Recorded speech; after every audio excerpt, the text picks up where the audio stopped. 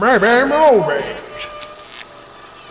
I can't believe we made it all the way through that, but yes, we did. Broad strokes in a few places, but that's all we need to do. So all we need to do with what we're doing here is prove that it could work. Yes. The actual minutiae of it would be for somebody who actually does want to. Somebody more skilled than us. Yeah. Yes. Well, yeah. I'm not going to sell ourselves short. Somebody with more time than us. Yes, that's the correct answer. Yes. Although it seems a bit weird saying that, considering that we're not going anywhere anytime soon. No.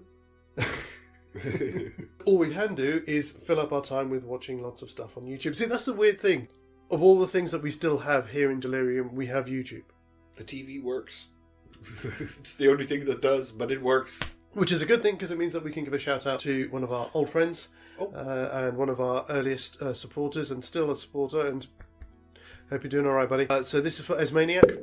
Oh, Esmaniac, yes, not Easy Maniac, Esmaniac. Been a while. Hope you're doing alright, buddy, and like some of the new stuff you put on the channel, your new avatar and stuff on there, it looks really cool. So please do check out Esmaniac. He does a selection of things, a lot of quizzes, which are like short 5-minute quizzes, like 15 questions on different movies. I like those.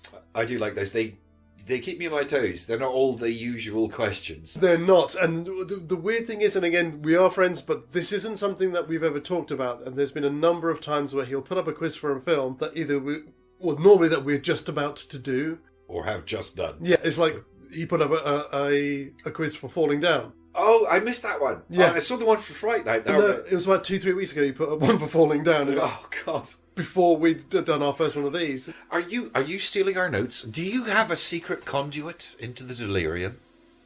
I want to know. Hope you're doing alright, buddy, and keep up the good work. Right, let's have a look.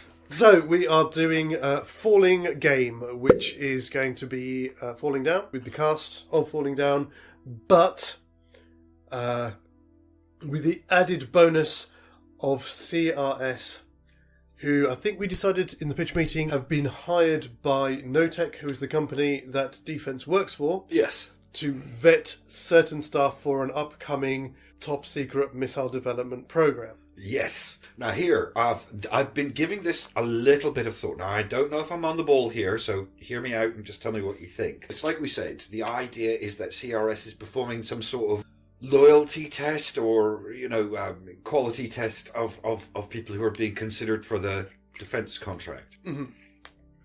So one of the things I noticed is that both of these films have in common is they both have quite a lot to do with briefcases. Yes. Not only does obviously Nicholas Van Orton's briefcase feature prominently into the actions of CRS and his general plot, but obviously D-Fens has his briefcase, and if you pay attention throughout the film, people are constantly trying to take his briefcase from him. Mm-hmm. So I thought we could use this. Maybe this is part of the test. I think I can see where you're going, but I shall make myself comfortable. I'm going to say this now. This is going to introduce an element to the film that wasn't there before. Okay. Flashbacks. Mm-hmm. Periodically throughout the film, we will see brief flashbacks to the interview when D-Fens got fired. Of course, we won't know that at the beginning of the film. That won't be revealed until the end of the interview. Mm-hmm. But throughout the film, he'll be slowly flashing back to that moment. So, we'll start with the first scene where he's stuck in traffic, and that's probably what we'll see. He'll be stuck in the traffic. In the midst of that, it'll cut away. I just wanted to delay that flashback now so we can talk about it later. But the point being is that during the firing interview, they've planted something in his briefcase. Well, maybe they even planted it. Maybe they've given him, here's your papers. Your pink slip, yeah, okay. Don't lose it. Our lawyers will be in touch about your severance later. Mm-hmm. So the whole time, he's got the papers, which he thinks probably are a severance. Okay. And part of the test is to see if he will give up what he has. That works. Yeah, I like it. What I'm saying is that CRS's test is, can he protect the secret that he doesn't know is in his briefcase? Yes, I like that idea. I like the idea. I mean, because keeping a secret that you know is a secret is one thing. Keeping a secret that you don't know is a secret. That's what they're testing. Yes. I love it. Also, I was going to say, you said about introducing the element of flashbacks. It's not that much of a stretch because we have the video recordings of his and his family that we see later on that we feature in the film. So there is a flashback element in the film anyway. All right, so maybe to tie into that, maybe the flashbacks are from the point of view of a camera in the security interview. camera, or the camera that they You know, it's like they do exit interviews and stuff like that, and they'll have cameras sometimes, like if somebody goes mental or whatever. Yes. My first question then, Uh-huh. and it's the one thing that when I was watching it again, I was like, ooh, now is this going to be a breakpoint before we even start? Yeah. Is he genuinely separated from his wife? I mean, I suppose he has to be, because that's the same as the way that Nicholas is. But that plot line of him, I want to go home for my daughter's birthday, is that still, we're still running with that? That's our baseline, and then the CRS stuff figures into that? I mean, because otherwise we're kind of underplaying CRS, because they are a far-reaching company. Yes. I like the idea that this has been almost entirely engineered by them. Some of the tests are personal, some of them are about loyalty. So his wife's deliberately in on it? Yes. We love your husband, we want to do something, but we need to do blah, blah, blah, blah. Are you happy to play along with it? Yeah. Well, not even are you happy? I mean, I imagine they just offered her a lot of money. And a lot of money, yeah. And it's going to be a lot of money going forward because he's going to make a lot of money, yeah. Well, you know, here's $10,000. Yeah. You know. True. So again, I suppose the only other tiny little thing that we need to touch on with this then as well is... Oh, right. Sorry, this is a thing I thought of just a little while ago, but I kind of forgot it for a moment. So, all right, because we want it to be a David Fincher movie, you know, we want to have nice reveals. Prendergast looks like he's a cop the whole way through the movie. Mm-hmm. He's actually working out from CRS's offices. They're not cops, they're CRS people running various jobs. Okay, so thank you, because that was the two things that I said. Because otherwise there's a real cop involved with CRS's enterprise, and the way they're presented in the game, they're pretty all-powerful, including being able to impersonate or control the police. So the whole way through, we think we're looking at a police office dealing with a particular case, but it's actually Prendergast in the CRS offices performing his role, but doing it from the other end. But it's the way it's framed, so we don't see until the very end that it's actually CRS that's... Okay. Is that too cheeky? I don't know. So there was two things that I wanted to have a look at. One of them was, if we're going down this route that his wife is at least aware of what is happening, that means then we remove the video footage where he starts getting quite controlling with his daughter and things like this. No. You want to keep that in there? No, I do. Okay. They know about him, and they're testing him. Okay, so we keep that element that he can go either way. Yeah. See, for me, Prendergast being a cop actually adds another layer into it, because he is not aware that this test is going on, and he's approaching it as a cop would. So so you've got his storyline going on as well, trying to figure it out, because he could potentially put a spanner in the works altogether, and that might add another layer of tension to the film, if you see what I mean. I do understand what you mean, but the way I just described it, 90% of the movie, the audience isn't going to know any different. As far as they're concerned, it is him doing that. It's only in the final few scenes that you will understand that he is actually a part of the game. Then I would suggest that he is working for CRS. No, does that work? I was going to suggest that he's working for CRS, but he is still actually a cop, and everything else that's happening around him, he is their inside man within the cops to make sure that there is no problem from the law. I understand what you're thinking. I hadn't thought myself. But the simple fact is, again, there's a certain point when they're committing crimes, because they are technically committing crimes, and no amount of protection is going to protect them from the law. But if the people who appear to be policing it are not actually policing it, then you can take it all the way up to the very edge of the very end of the game. I understand why that makes sense. My only concern is that if we're doing that from the audience's point of view, it's kind of like, haha, we fooled you. It's making a fool out of the audience. It's only making a fool out of the audience only as much as it's making a fool out of D-Fens. Because the audience and D-Fens have been fooled by the game. It's not, haha, fuck you. It's, no, you were following this guy and he thought he knew what was going on, and he doesn't. It's one of those things, it's kind of like the last one. It depends how we want to end it. If we want it to end with him actually dying, like it does in the original film, then yes, Prendergast probably should be a cop. We'll see how it develops. Yeah. Okay. The only other small point I was going to say, because you said, technically speaking, The Down was our David Fincher film, so this is a Joel Schumacher film. Oh, right, okay. That was it. What I meant was, we want to have the nice reveals. We want to have those. We want it to be a mystery. Yes.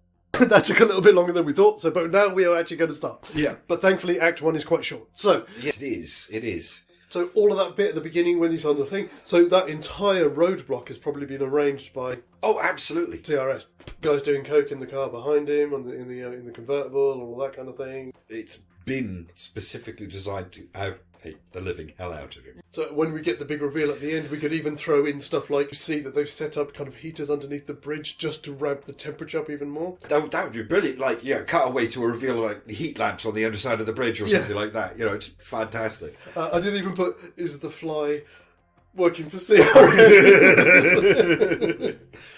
If you look at the layout of that situation, in front of him is the roadworks. On the front left is more roadworks and construction workers. Mm-hmm. To his left and right is the bridge. Yeah. He can't back up. The only way up is up and over that hill, which takes you straight to Mr. Lee's bodega. Ding, ding, ding, ding, ding. This way, come this way. This is where the... Yeah.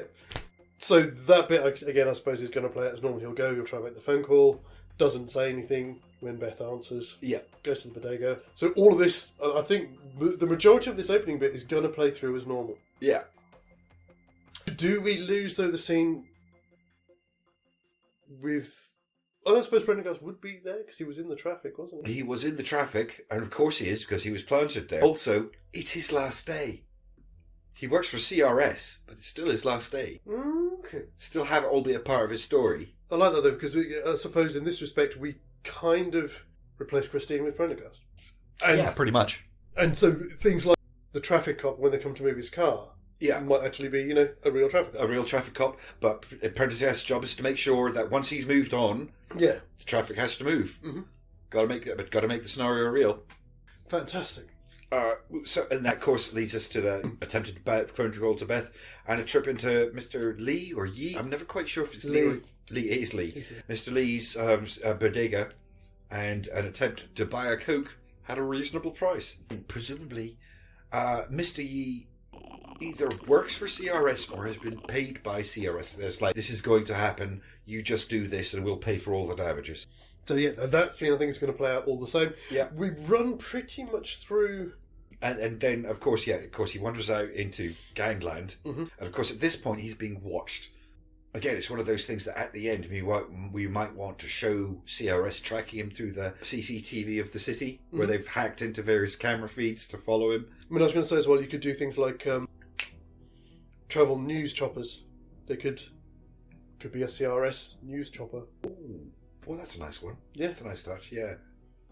Just so they can get a shot of him, so they can keep track of where he is. The thing that we really need to decide as well, because obviously for him this is real, and he is really breaking. Yeah. And obviously CRS, I mean, okay, they're running the game and they're kind of keeping an eye on him, but we are going to get to some point where he's going to do something that is completely off book. Yes, but it's not going to happen in the first act. Yeah. It depends on how we want to play the end of the first act. Are we saying that is all just... No, that's what we're saying. The sheer reach of everything they did in the game, combined with the sheer size of the bill at the end, so much so that even a man with 600 million in the bank went... Yeah. They're spending a lot of money and a lot of resources on this. We're giving them the power that they have in the game. Fantastic. No, that's cool. So as far as I can see, then the first act is going to be pretty much as it is. Yeah. So the shoe repair, turf dispute thing, that will happen pretty much as is. It's expected. Prendergast and Mr. Lee have their little moment, which of course to us looks like a client interview, but of course is Mr. Lee reporting in that he did this, so now you know what he's doing next. Yeah. So the attempted phone call itself, that's nice because then we are replacing her kind of confusion over who's on the phone. It's that constant, I'm lying to him, I don't really want to, but I know it's for his own good. So there's that emotional turmoil going on for Beth. Yeah. That, she knows this is for the good, but also, if she does still, love her husband, we're putting him through shit. But of course, on first watch, it's going to look like her being scared of her husband. Exactly. It's only when you get to the end that it will become apparent. Yes. Yeah, absolutely. Yeah, I'd agree completely. Yeah. See, this is the only bit that I'm a little bit... I don't know. No, they do it in the game, so that'll be fine. I'm just thinking about the bit where he picks up the Uzi and you shoot. First of all, he shoots, but he quite clearly hits the metal, and he's quite close up there. It's not kind of the thing you can kind of tweak with squibs. So bear in mind that presumably at every given point he is being observed from places he cannot see. Mm-hmm. So he's being watched in real time. They've got multiple squibs. They've set up an accident already. Mm-hmm. They've prearranged an accident. They've got it pre-set up with squibs. It doesn't matter which way he points. They've got a squib for every situation. And I suppose at that stage, if there's anything that looks like it might go awry, they will have people that can intervene. If you're going to apply that logic, then the bit when they chase him down at Christine's house and they come after him with a SWAT team. Mm-hmm. Yeah, I know. Exactly. That was exactly the scene that I was thinking. Yeah. So it's conceivable they could set this up. This is probably the easiest first act that we've done because it doesn't change. Once we make the first act work, the first act runs on rails. Yes. And of course, he's been constantly escalated at throughout the first act, so of course he's going to respond. It's conceivable in my mind that the second shot, he was trying to make a warning shot and then accidentally shot him in the leg. There's two versions. They always had the squib on in to go off so that he was going to get shot. It was meant to be part of the test. It would have to be, yeah, because the gun isn't going to be loaded anyway. So it's going to be loaded with blanks, so yeah.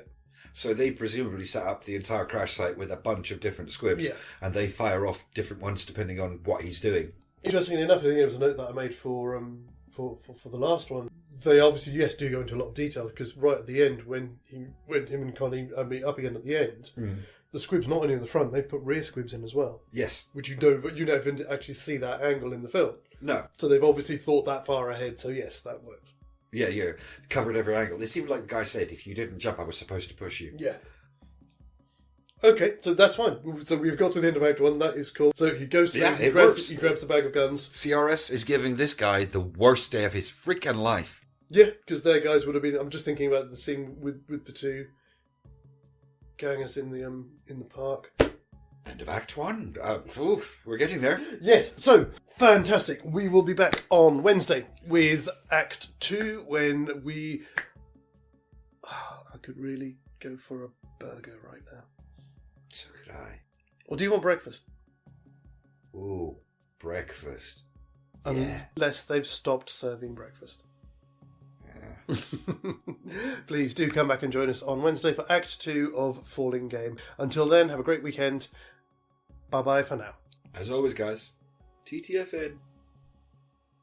Ba ba ba ba ba ba ba ba ba ba ba ba ba ba.